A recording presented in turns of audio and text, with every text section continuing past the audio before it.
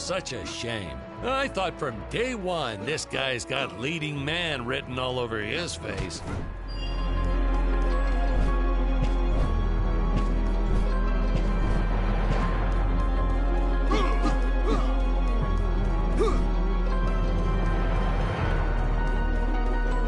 I've often asked why Dick breaks these boxes. He actually ad-libbed it. I told Jonathan, always keep things exciting.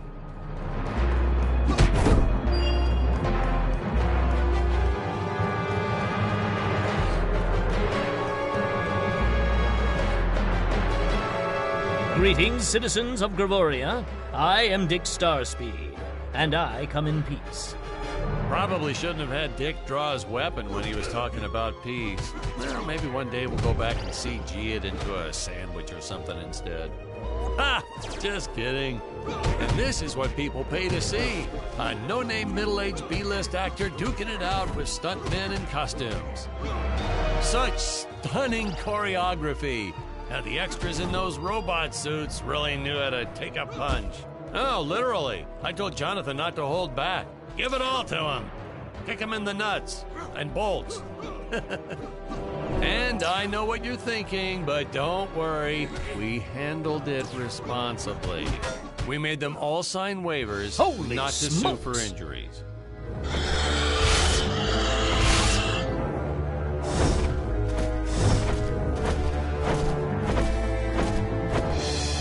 If I land squarely on that grain silo, I should survive this fall unscathed. I shouldn't say this now, but you could actually see the strings if you squinted hard enough.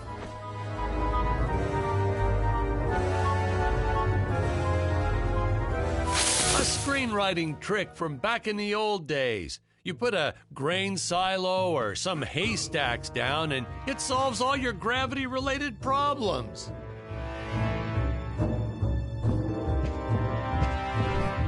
It appears some of my equipment was lost when my ship was shot down. But what luck! This high-tech scanner reports that my ray gun is nearby.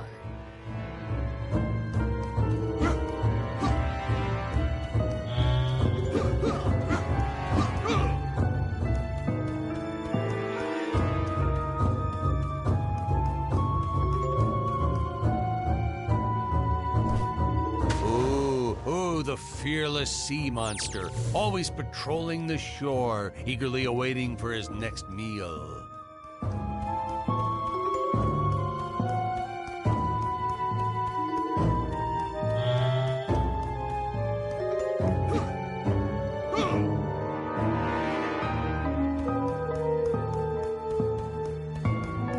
Oh, the dinosaurs!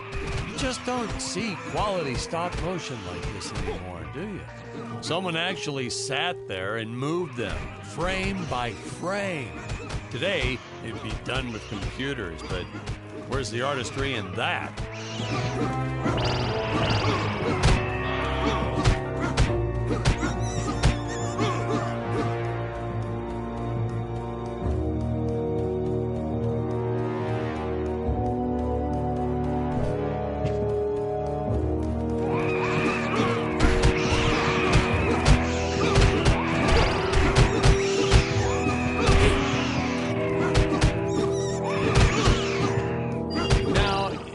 The trees here look a little plastic. Well, it's because they are. I took them from the set of my last film, Vampire Island 2.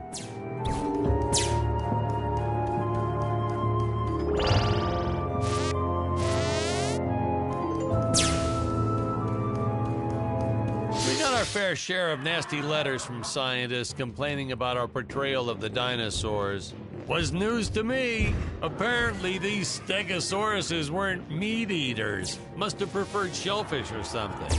Wow, how do they know? That's what I say.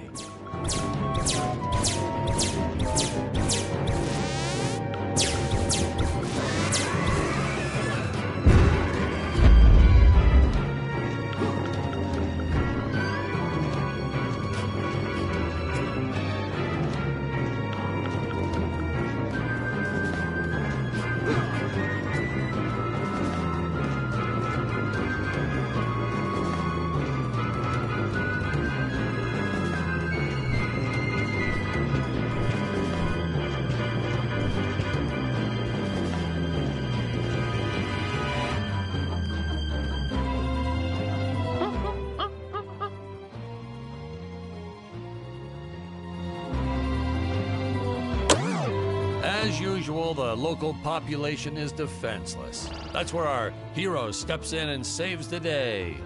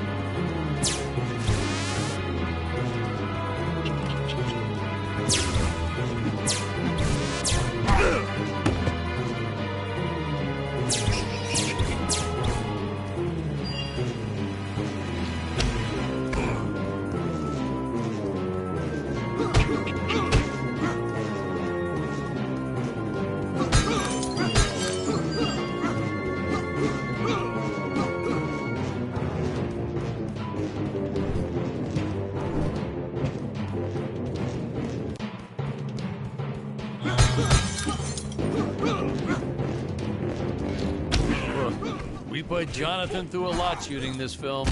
He wasn't the best actor, especially when reacting to getting hit. He's what you call a flincher. So I told the stuntman to really just go to town on him.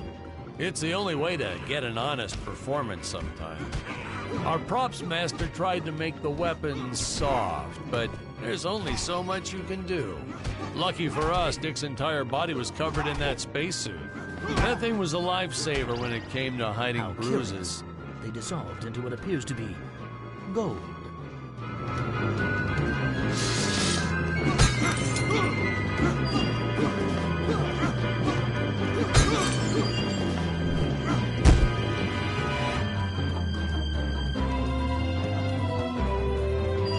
You'll notice the gold disappears when Dick touches it.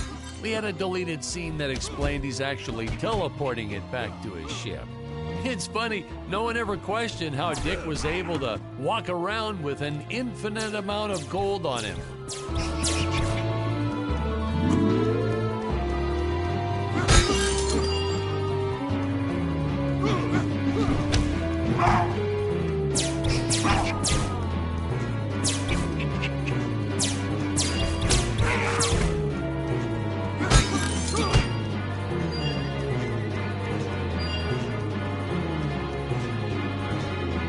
We had to redo these shots.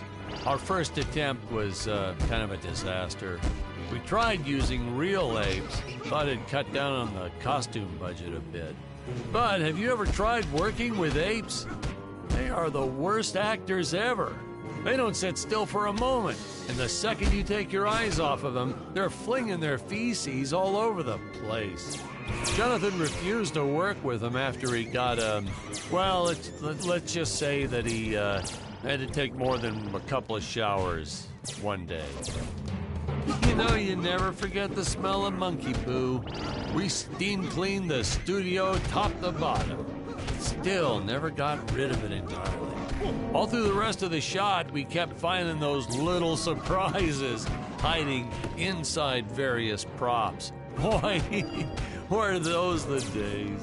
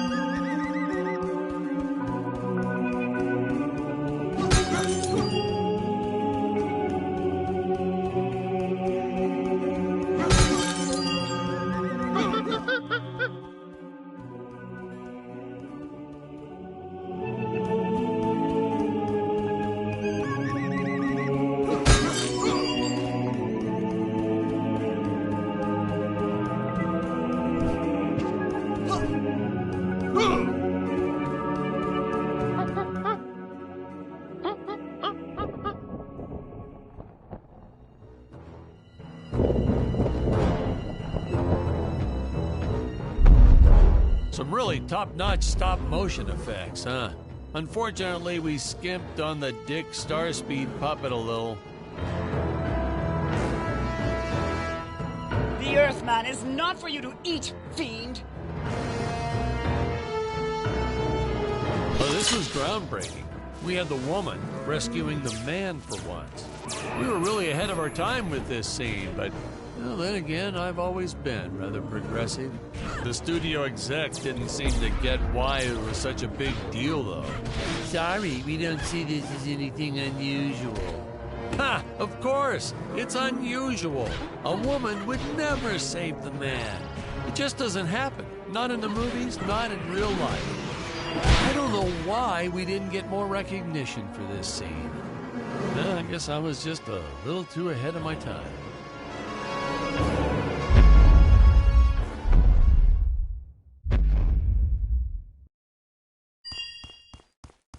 Thank you for saving me, strange woman. What is your name? I am the magnificent Scarlet Nova.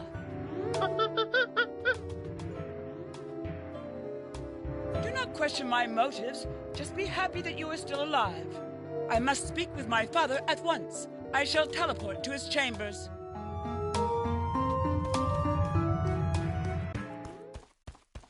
So we'll be seeing our first example of teleportation being used by Scarlet right here. As soon as this current shot ends, which should be happening any second now.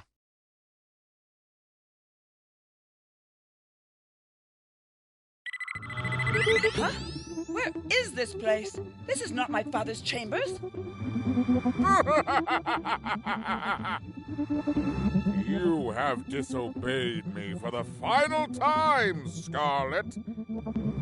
Enjoy an eternity in the Tower of Eternal Solitude. For all eternity! Ha, the old fool did not notice I am wearing my jetpack. Booster usage. Jump. Wait. Wait. Use booster. Survive deadly fall.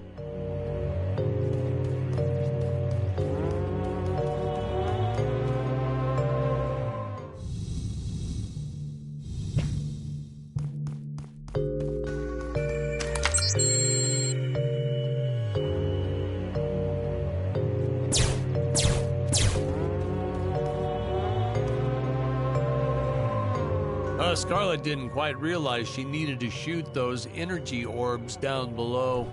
Keep in mind, Stacy was doing this on a soundstage, okay?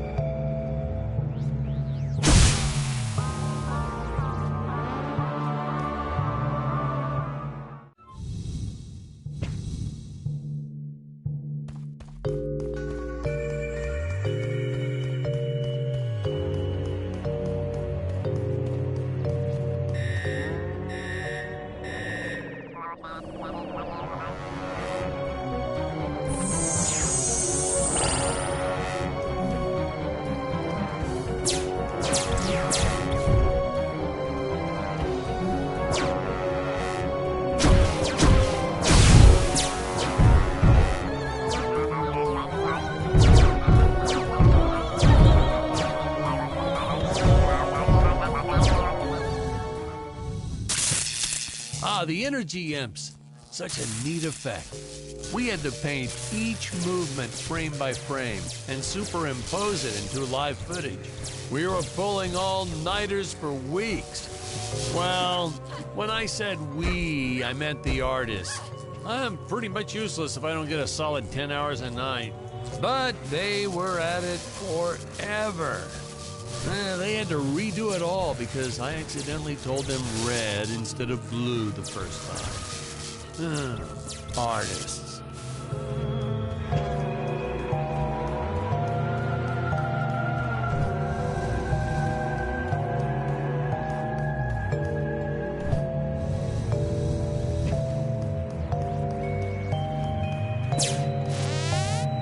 Curses! My father revoked my access to the teleport terminals. I shall only be able to utilize the ones I activate manually.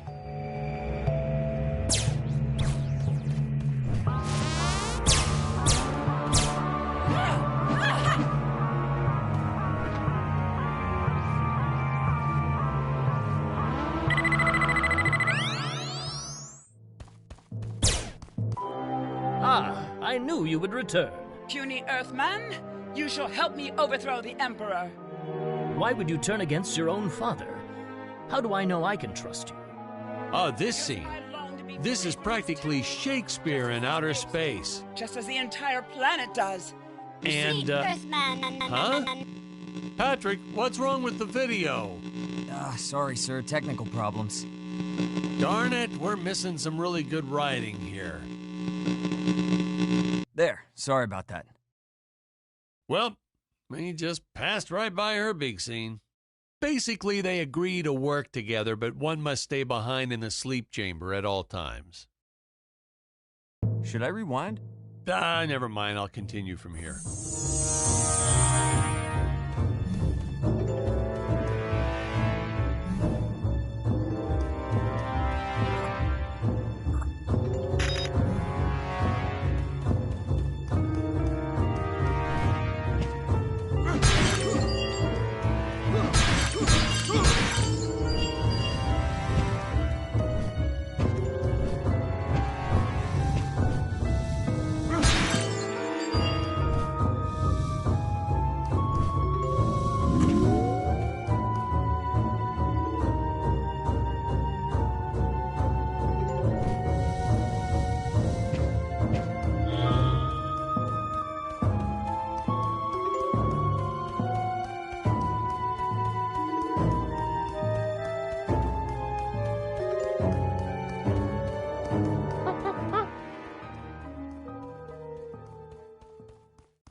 Oh, spoiler alert, our heroes may or may not find a particular tool that will allow them to destroy those rock barriers later on in the film.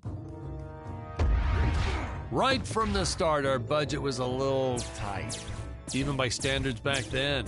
To make do, Tony shot a couple scenes in black and white. Originally, he intended to use it for flashbacks. But then I had to break it to him. Our film doesn't have flashbacks. We almost made it a silent film just to cut costs.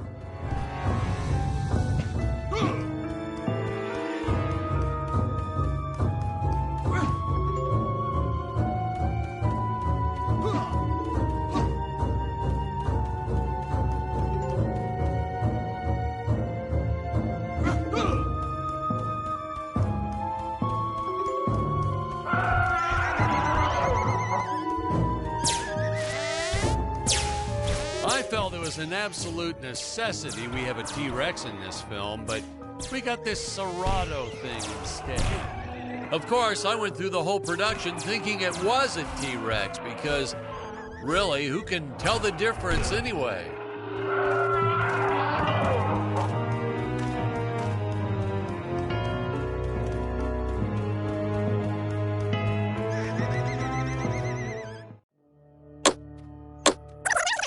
A tower of... Good screenwriting 101. Always announce the title within the film itself. How else are you going to let the audience know your heroes really mean business? I could have made use of that one at some of our meetings with the studio. Oh, you'd like to see records of where our budget went to this month? Sure, let me get that for you right now. Boom, boom. Yeah. Unfortunately, those meetings ended in a much different way. Now, that weapon, It's just an electric shaver, but you know, I bet you'd never guess it was, would you? They look so futuristic.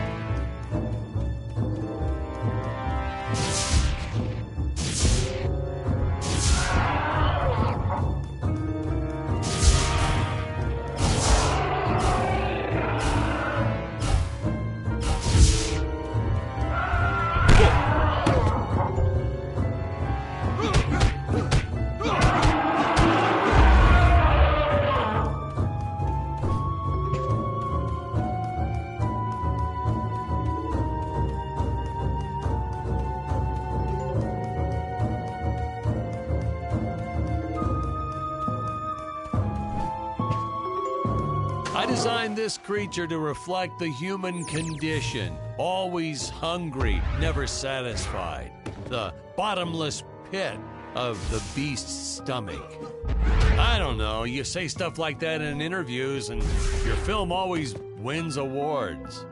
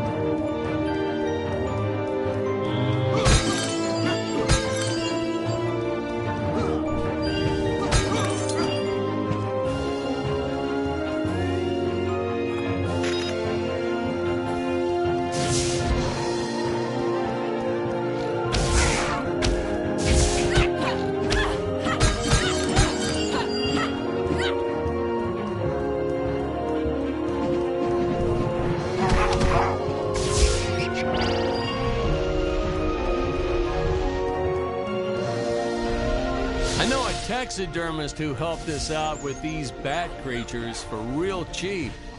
He's not good. He's kind of sloppy if you want to know the truth. But that's the best part. A sloppy bat looks scarier. Oh, but you gotta sew up that sphincter. Just trust me on that one.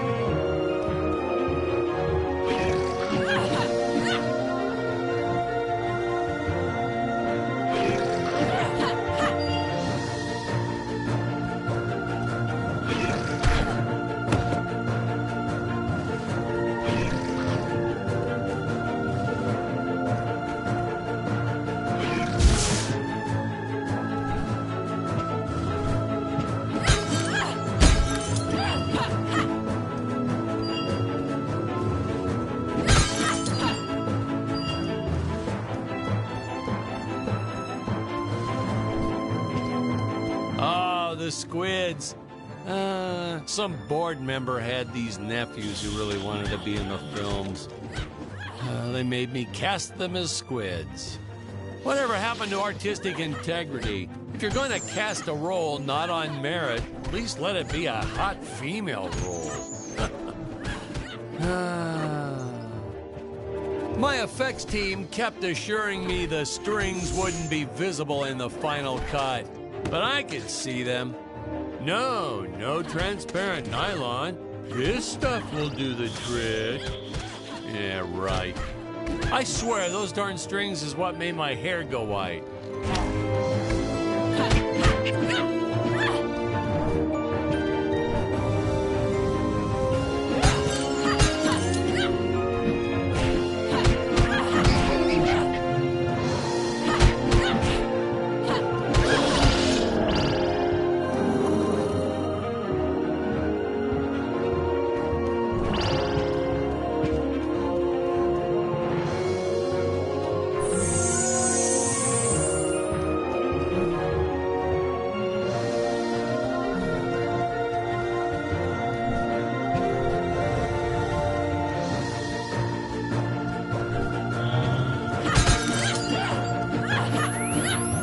Teleport usage.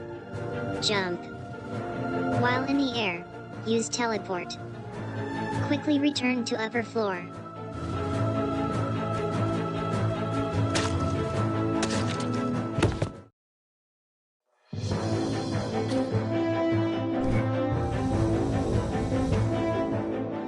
Hey, now what's going on?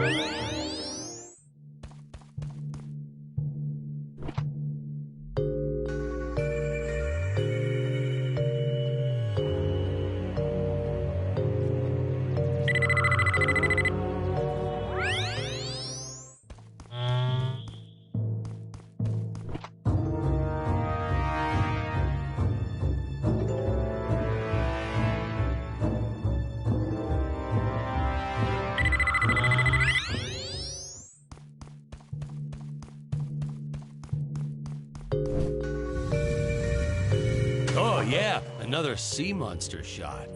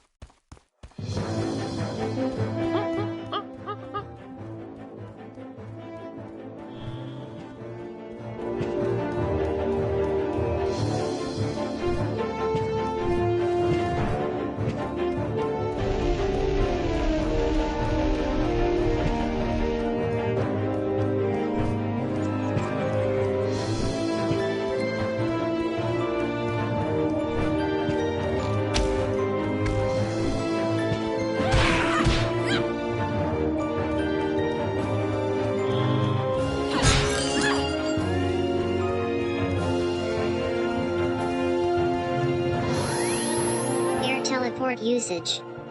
Jump. While in the air, use teleport. Quickly return to upper floor.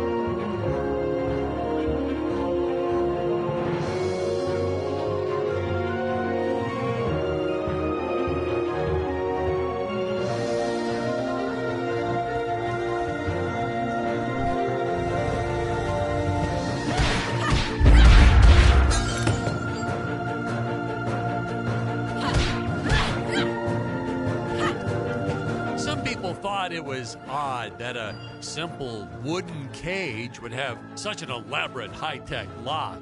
But hey, if a Gravorian ever traveled to Earth, I'm sure they'd think a lot of our stuff is weird too.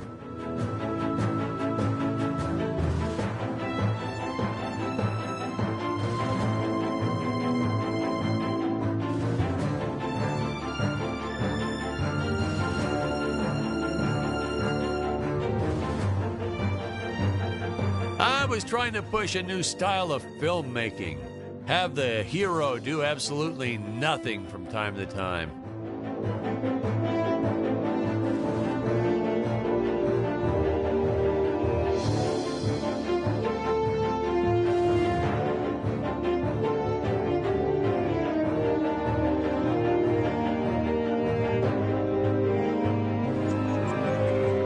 These nice still shots are great, aren't they?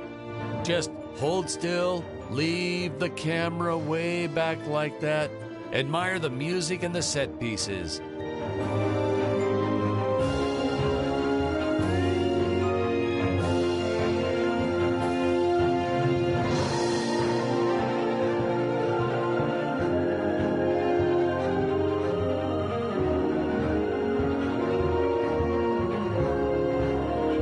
Yeah, this was certainly one of those more contemplative moments.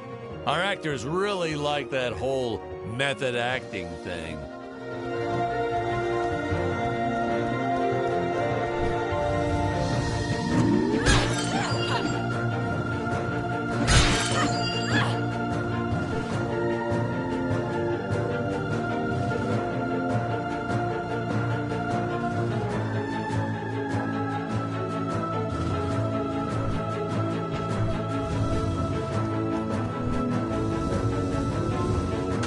Another sea monster shot.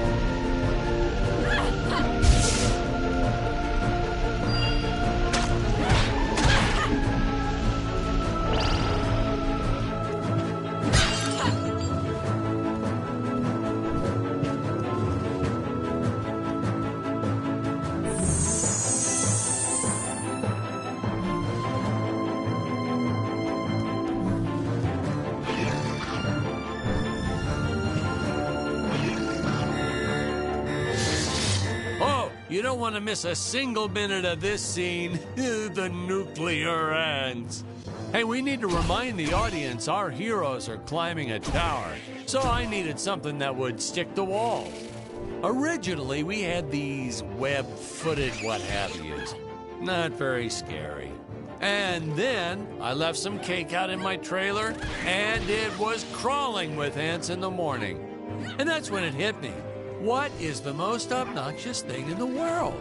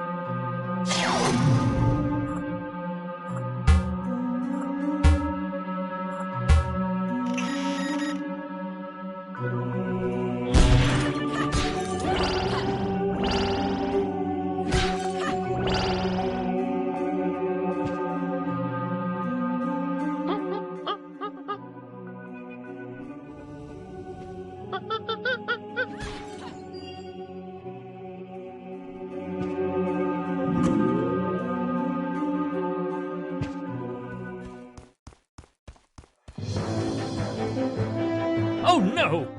This head belonged to my co-pilot robot.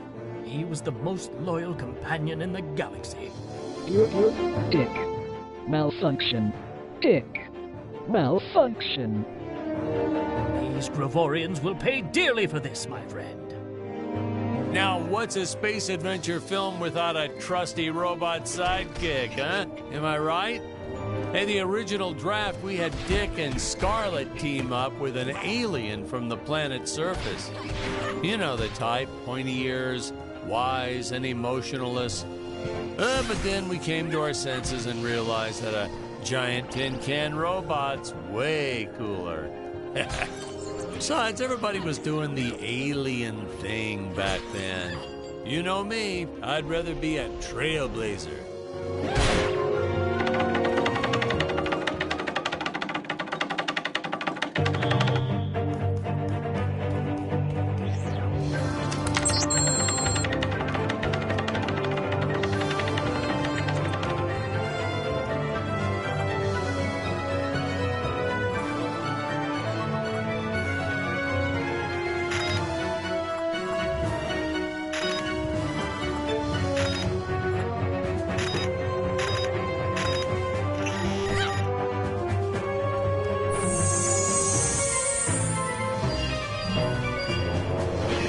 The insurance company made us install those safety guards after our actors fell off the set one too many times.